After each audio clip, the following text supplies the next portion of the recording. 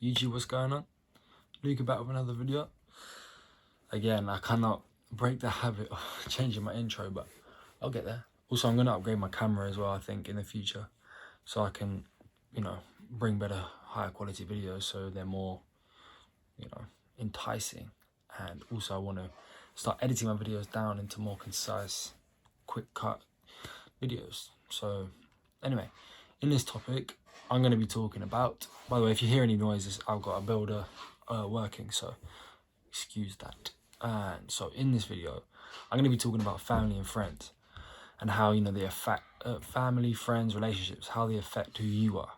And this is a tricky one because sometimes we don't choose, well, especially with family, we don't choose who our family is, like where we're born, what situation we're born into, etc., like that, things like that. And that can have a drastic effect on the outcome of who we become as adults and, young adults, however old you're watching, a child if you are. But realize that a lot of the social programming that we're subjected to is not a choice of ours. It is forced upon us by society. And what is society? It's just a construct from many different people's consciousnesses, slung together with a matter of rules and laws and regulations and processes and things like that. So a lot of it isn't organic and naturally sprouted, especially, so that will lead eventually to a lot of conflicting ideas and thoughts that aren't natural to you because of who you are as a human being, rather than a sort of like a churned out process of a human being that we all are technically, because the education system, our parents' ideologies, we don't know what they're subjected to as children or as adults, or we don't know their programming and their education. So when we're growing up, we're subjected to a lot of things that come from other people, not ourselves, not our own firm moral beliefs. And as you grow up, you start to unidentify with a lot of patterns of behavior that aren't healthy with you, because you're aware of it. But also a lot of unconscious programming goes on, from the ages of when you're born to 10 years old.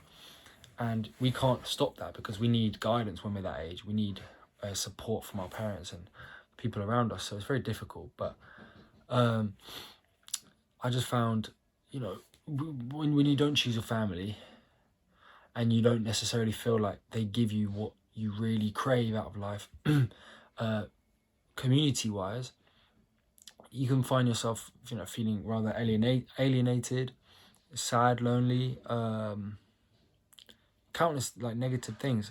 Luckily, I'm part of me in the West, and us in the West. I say that we live in a very crazy society. We live in a structured society. I'm not we can't compare to a Southeast Asian country or something like that. But I'm very fortunate to have my family as it is.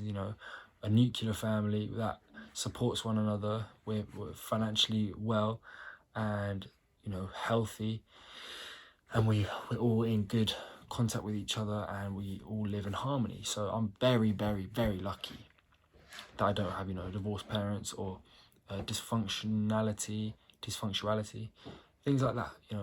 I'm one of the very few blessed people, and my thoughts go out to the people who don't have such a structure in their family life as I do, because I can't imagine that the pain and the disruption that brings to the growth of you as a human. So my thoughts go out to you, even if you don't want them, because a lot of people find that they reject a lot of condolences because they don't want sympathy, which I totally understand too, because wanting sympathy exacerbates the problem. It almost gives you a reason to carry on thinking about it, because you're like, oh, that felt good getting that validation, or that, not validation, but those condolences. It made me feel good about my situation, even though my situation is bad. So it tricks your mind, a bit of psychology.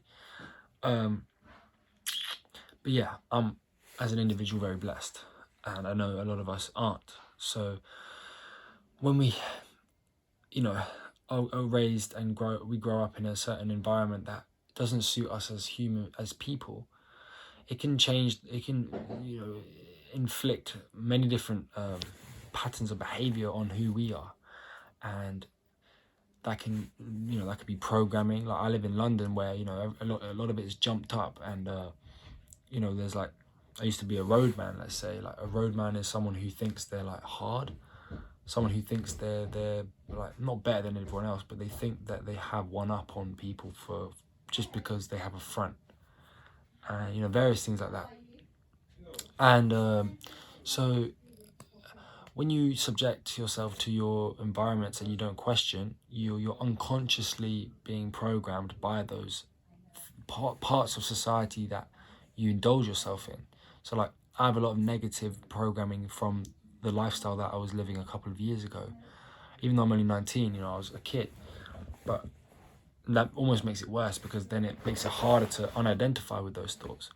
But like, very heavy in like misogyny and a way of life, drugs. I never have done drugs. I've smoked weed quite a bit. Sorry, a lot of people talking. It's not just my house, so can't get angry. It's something that I'm in the shared space. So yeah, a lot of unconscious programming goes on behind the scenes when we subject ourselves to a certain environment after a long period of time. And once you start becoming conscious of those because of certain situations that you put yourself in now in the current time, it can disrupt those times in your life that are currently happening because of certain ways you think that are disruptive. So say, we live in a society where being in a like a committed, strong relationship is deemed like a revolutionary act by a lot of people because of the nature of so many problems that we've been subjected to seeing. Celebrities getting together, breaking up, people placing their opinion on your relationship. Oh, you can't do this because of this, you can't do that because of that. That is simply their programming inside their head being projected through verbally onto you and your situation. And if you interpret that too deeply, it will then start to manifest itself into your mind. So you got to be very conscious of your surroundings and what you digest through your ears and who you're surrounded by. So your family and friends do really make a difference with who you're going to become. And choose wisely. If you want to be a conscious person, if you want to be a spiritual person, you're going to have to find people that support that lifestyle and support that way of being, because otherwise you're not going to flourish in that area. I mean, you can, as I said, that's my programming being projected onto you. You can do whatever you want. Your reality is yours.